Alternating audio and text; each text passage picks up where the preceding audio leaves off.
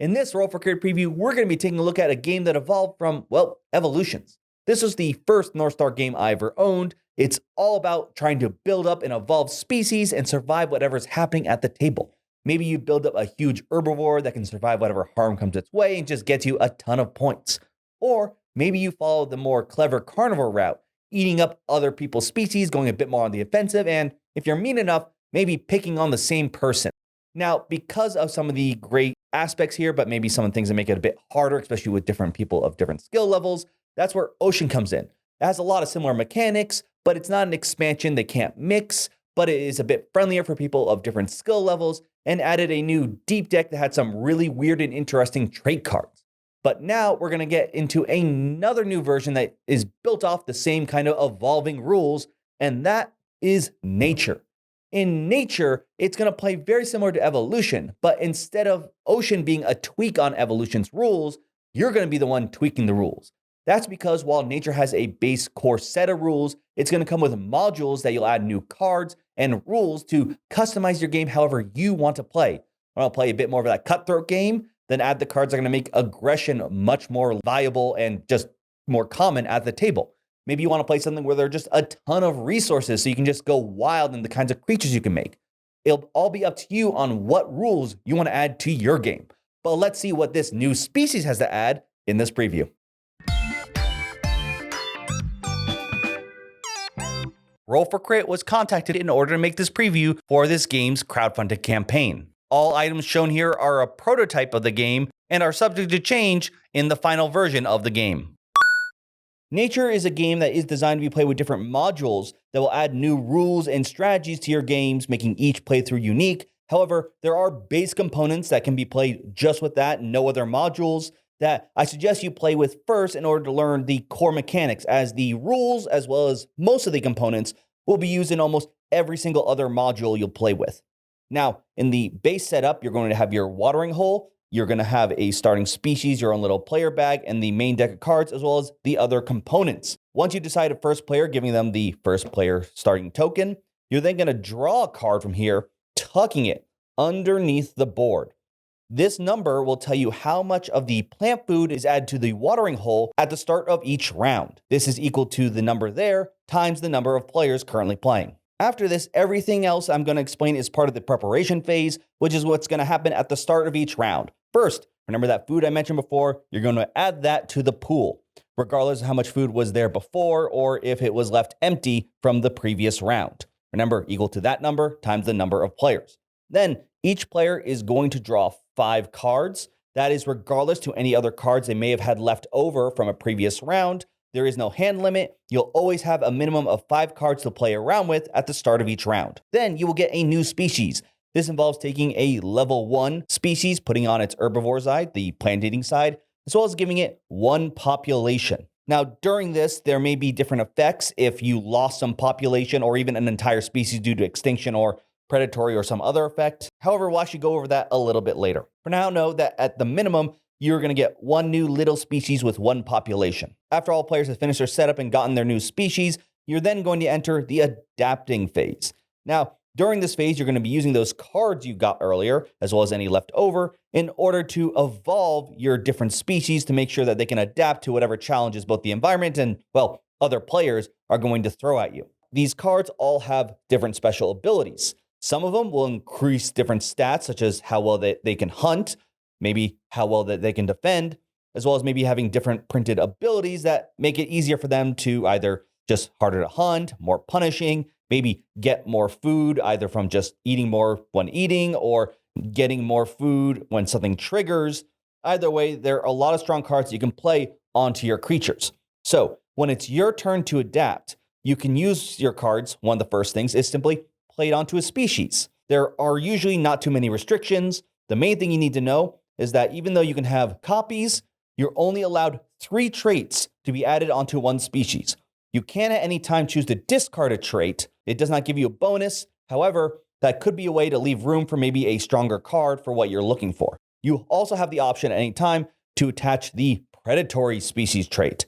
This allows you to flip it over, meaning that now this species requires you to hunt other species, including maybe some of your own, in order to survive.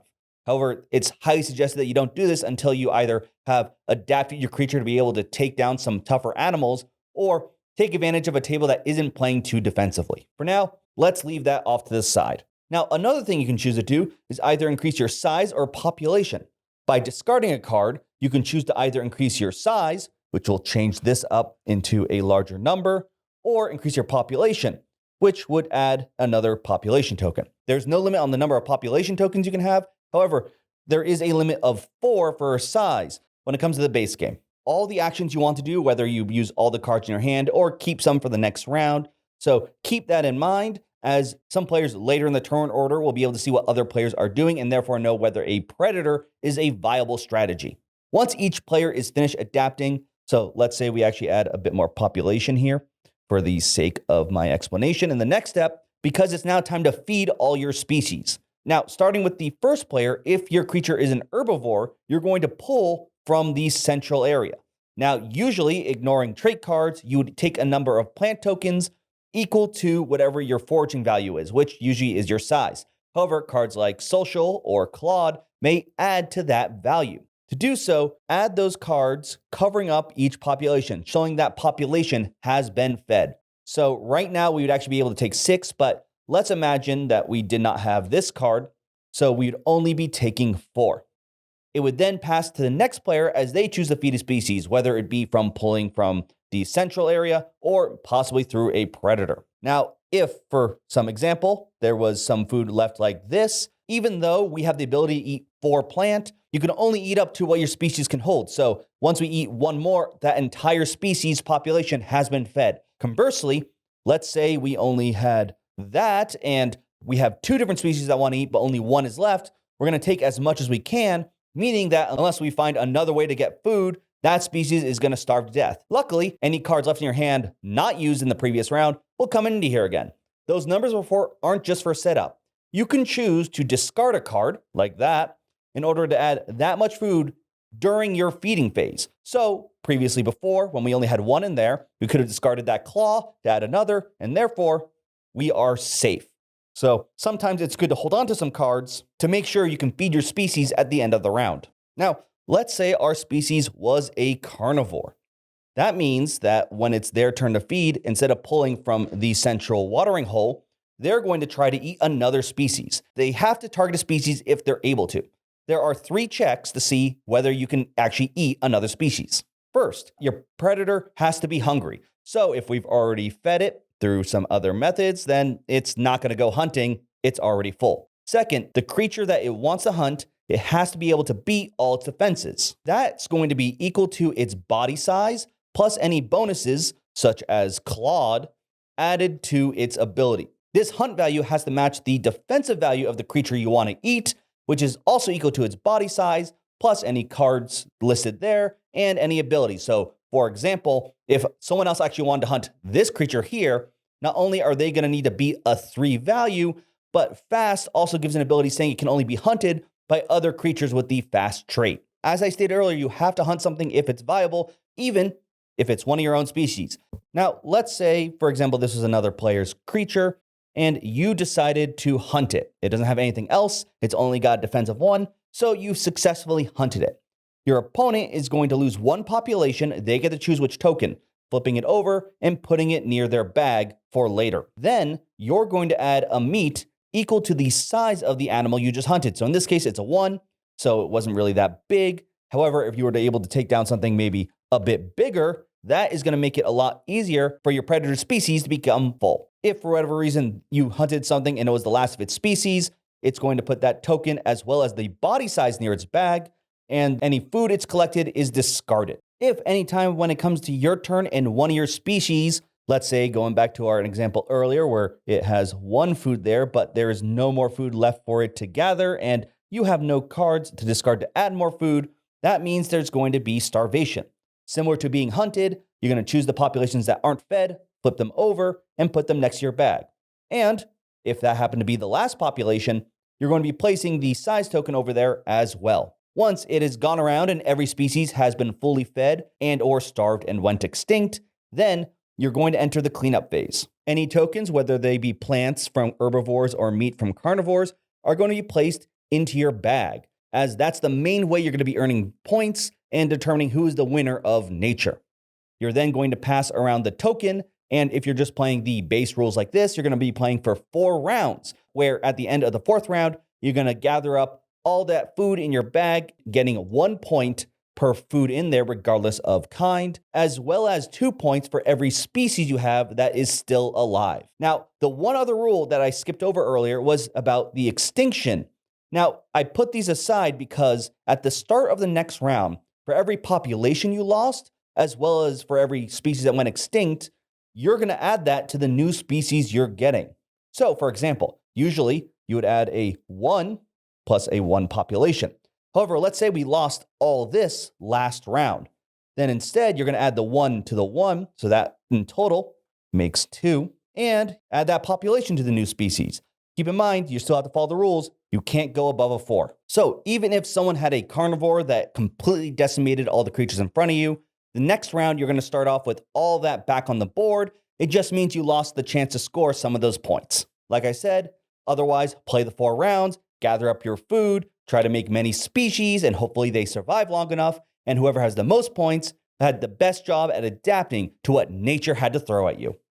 As I stated before, while there's a core rules to nature, this is a game designed around different modules, with the base set going to come with 5. Now, the way modules work is you can choose up to 2 different modules to throw in. So, for example, we'll just take these 2 piles, and regardless of which ones you choose during gameplay, when you take your turn to draw 5 cards, you can draw from either of the 3 decks. The only difference is you're not allowed to look, so you have to decide you'll draw 2 from here, 1 from here, and 2 from here before adding them to your hand and seeing what you drew. Another rule you need to know is that depending on the number of modules you'll add in, it may increase the number of rounds. For all these, it was 5 rounds for just 1, 6 for 2. However, future modules may have their own little other rules that can tweak up gameplay.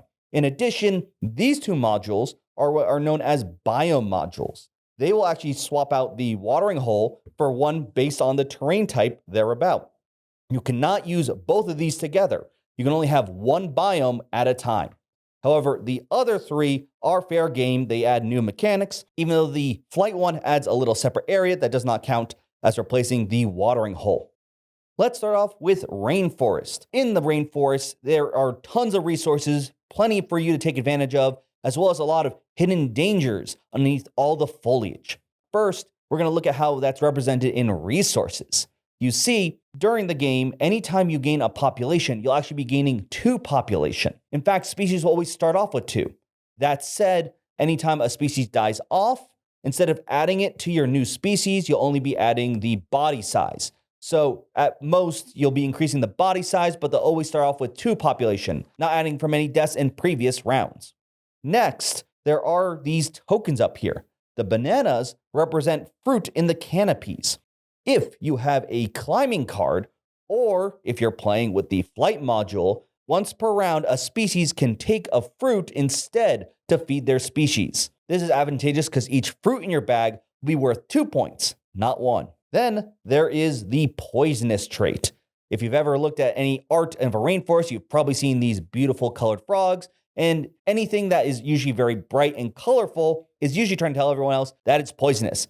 And that's the case for this card. Anytime you hunt a poisonous creature, the hunted creature is going to lose 4 population minus the number of poison resist tokens that species has. Afterwards, if it's still alive, it is going to gain 1 poison resist, meaning the more that a predator hunts poisonous creatures, it's going to lose a lot of population, but it's going to become more resistant to poison. Finally, though, the thing I mentioned earlier about hiding in the lush forest, that is actually going to be represented. Instead of playing traits face up during the adapting phase, you have the option to play them face down and reveal them anytime you want. So, for example, you may play these face down, and then on your turn, you may reveal this card, which turns you into a predator. Conversely, if a predator goes to attack, you could reveal a defensive trait. And if that would somehow negate the attack, for example, actually climbing makes it so it can't be hunted by species that don't have climbing, then the predator does not successfully hunt and automatically loses a population. The rainforest is all about trying to trick your opponents with those face-down trait cards, as well as trying to find ways to gather more of the fruit as they're more valuable, and maybe trying to either become very scary with poison or brute force it and gain that poison resistance.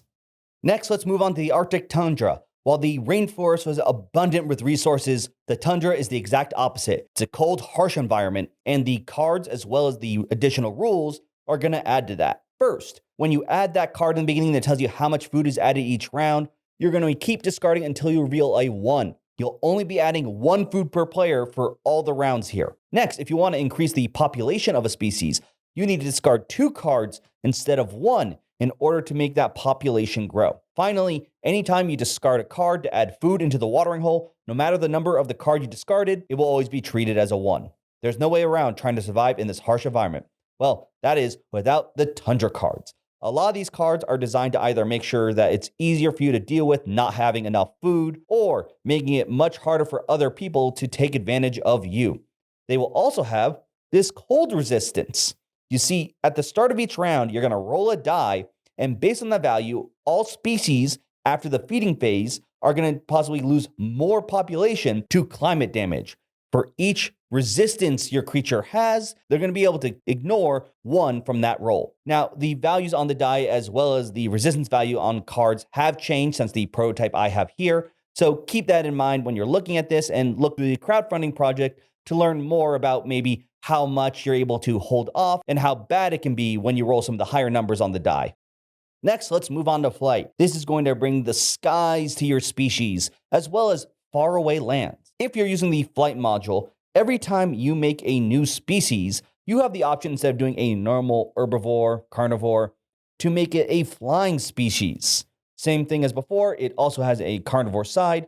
However, there are pros and cons to having species that can fly. Con-wise, a species that is flying can only get up to 2 in size, because otherwise they become too heavy. In addition, even though that you can have multiple flying species at the end of the game, no species that flies will give you that additional 2 points. But there are still some pros. First, a species that flies cannot be hunted by land-based carnivores. It will require another species that flies and that is also a predator in order to be able to catch yours. Second, during the game, you will have the option to visit the faraway place. In order to explain the faraway place, first you need to know that at the beginning of each round, there will be a population with a food placed on top of it based on the number of players placed in the faraway place. During the game, regardless of how much food you have on your creature's populations, you may choose to migrate. That'll be taking the size token, placing it in the faraway place.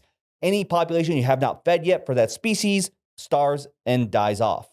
However, if you are able to make it there with some species still surviving, congratulations, you've migrated and you have created a family and a newborn child.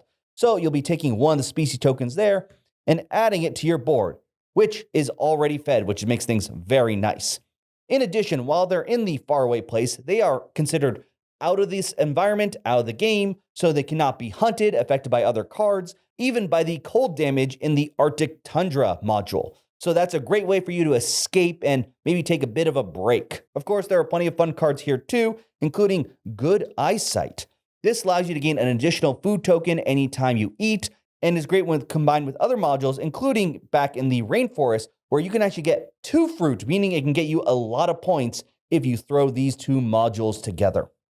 But now let's go to one that obviously was designed with my taste in mind, and that's the Jurassic module. This is all about the prehistoric times when giant monsters, aka dinosaurs, ruled the earth. This one's all about size and pushing around and showing off your power. The main way that's going to happen that is with size. Remember back in the Rainforest set when I mentioned how whenever you gained a population, you would gain 2 instead? Well, in the Jurassic set, it's that, but with size. So you are going to go up in size much faster, and instead of limiting yourself to 4, you're going to be able to go up to much higher numbers. Mine came with 8, but I believe the rules have been changed since then to be able to go up to 10. And of course, that's included if you decide to mix in the flight module. Instead of being limited to a size of 2, you can go up to a 4. So if you want to get big and you want to get tough, this is the module you'll want to play with. This card set also comes with a lot of cards that turn you into a predator, so you're probably going to start attacking each other and pushing each other around quite quickly with all that size you've got to throw around. In addition, if you decide to mix this with the Arctic Tundra module, There is a variant that makes it harder for the dinosaurs to survive, as usually their size helps deal with the cold resistance. But of course, dinosaurs usually prefer things to be a little bit warmer than their fur-covered mammal cousins. Finally, there's the natural disaster set. This one's a bit unique. It doesn't come with its own deck of new traits for you to use. Rather, it comes with this event deck. At the end of each round, you're going to flip over one of these cards, adding a number of these little comet tokens here. This will add a new rule for as long as there are comet tokens, you will remove one of these every time at the start of before revealing a new different kind of card. There is also the possibility of cards that have lightning bolts that will do instant effects as well one time. But all the rules are really going to be dealing with what this deck has to throw at you rather than changing up the rules or giving you new toys to play with. Now, like I said, Evolution was one of the first games from Northstar I ever owned, and it was very interesting because the other ones we got afterwards are much more partier. This one's much more heavier, much more aggressive with Evolution. And that was actually probably things, while I absolutely love the game, I love playing all these different traits, customizing all these different animals. There's also a silly way for you to name animals based on the traits you use, so you can come up with some very weird creatures. It was the kind of game that if one person just wasn't as good or maybe didn't know the rules as well, it tended to have the carnivores all picked on the person who's in last place because it was easier to eat them. And because of that, it was one I had to be a bit more careful carrying out. But Oceans came in and affixed a lot of that, and it became one of my favorites. It's a game I absolutely adore. I love the art, I love the play style, and it's much easier for it to hit the table regardless of who's sitting there, whether they're people who have played this game 100 times or it's going to be a new experience for them. And I believe nature was trying to return to form, as if you do have a lot of people who are experienced evolution, it's not a bad game. People know how to deal with the carnivores' strategies, know how to bounce off each other. So it wasn't a matter of the carnivores were overpowered. It's just that it's very easy to fall victim to them if you didn't know all the rules, games, and strategies to deal with it. And that's, of course, not including any of the expansions, the original Flight and Climate, which sort of make an appearance here in Nature. Two of the modules do return with very similar mechanics from there. In fact, you'll probably recognize a lot of the name of the cards from if you've played Evolution, but they are tweaked a bit. And one of the things I really notice is, just at first glance, before we even go into like which modules will be thrown in and what game style you like, this feels a bit more, I want to say streamlined, but I don't even just mean in the sense of rules, but like in the other game, you have your boards here with species. Is actually, I think it was like a promo and stuff, but absolutely love it. Here, you're going to have your, well, I had these chips, but body sizes, I believe, are going to be switched to dials now. Once again, take a look at the page. This is a prototype. Things will tend to shift, as well as tokens representing the population. Now, this means it doesn't have as much of the, like, just looking at this little thing to know what your species is. But I do realize that the idea behind this is a lot of it is just made to be a little smaller, simpler, solely so there's more room for it to grow with all the modules. The base set, those rules for the, like if you're not using any modules, is designed to be more of just a core foundation for whatever other modules you throw in. Yes, you can play with just a core set, but honestly, at least in my personal opinion, once everyone on the table has played the game once, you'll want to throw in some of those modules. Now, certain modules you may like more or less than others, but I think it's really the nature is almost like there to make sure you understand the core mechanics so you don't get too hung up or too beat up. That said, I do think that this also prevents the problems that happened in Evolution, because in previous Evolution, what happened is the reason you pick on the weakest guy was it was hard for them to bounce back and build another strong species. Here, even if you get completely wiped out, be it from starvation, predation, you're going to basically throw all that back into your new species. So the loss doesn't feel as bad. You're getting 5 cards each turn. So next time you're going to just dump maybe like some horns, some armor plating, and just make the toughest creature you've ever seen. Or just bite back with a meaner predator. All those things are optional. You never feel like you don't have those tools anymore, similar to one of the reasons why I like Ocean. So this feels more like, well, Ocean feels like the board game version. I actually feel like this one feels like the, well, for lack of a better word, the TCG version. Like many trading card games, the modules almost feel like mixing in different sets that will add new keywords, mechanics, And certain sets are going to be more aggressive. They're going to support different play styles. And a lot of this is no surprise. If you actually look up Dominic, he actually was a pro Magic player. And I'm getting a bit more of that feel here with how everything just works out. Because you can throw in which modules you'll like, it feels like choosing which sets you want to play with. And the core set are more your basic cards, your evergreen cards. So you generally understand how the game's supposed to play, but it can mix with whatever weird keywords or rules that you want to throw in.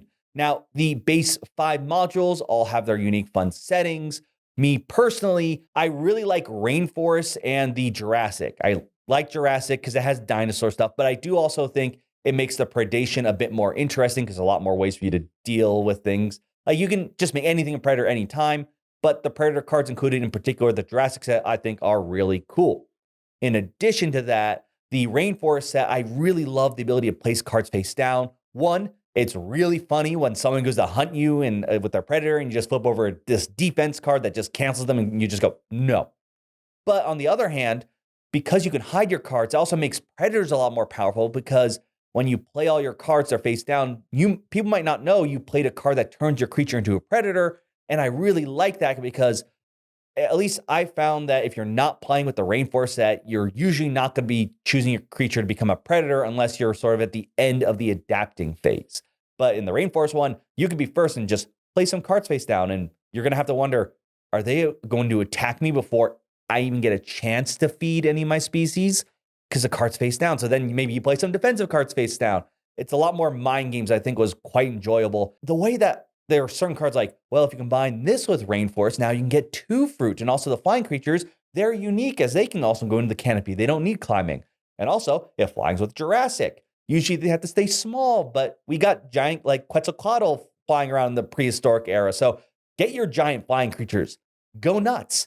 It just allows how each interaction actually feel unique when you combine these sets. And I really like that, not just in just how they played, but literally, well, yeah, it makes sense that these two mix. And it makes sense, and they have flavor text about why this adaptation might occur in nature and stuff.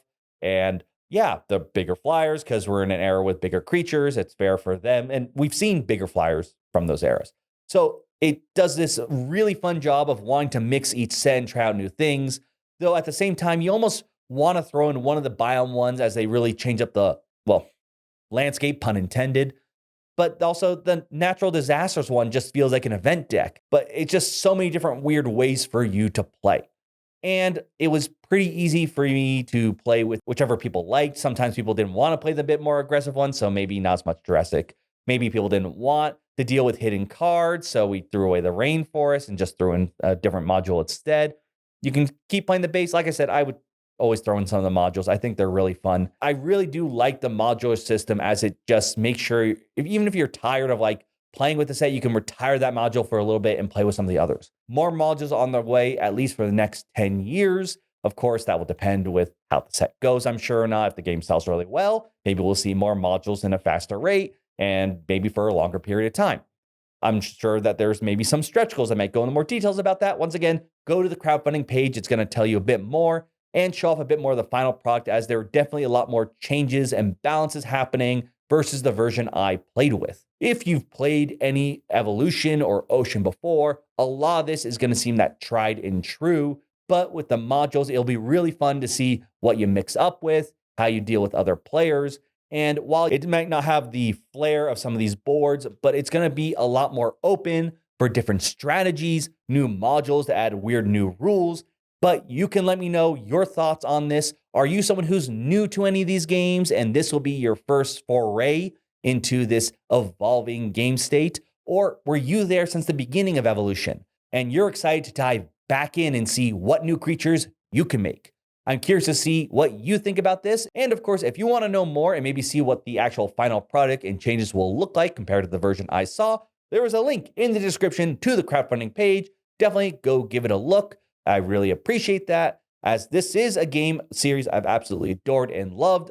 I've loved Ocean, and I can't wait to see what else nature has in store. But for now, I'm Will, and this has been a Roll for Crit preview.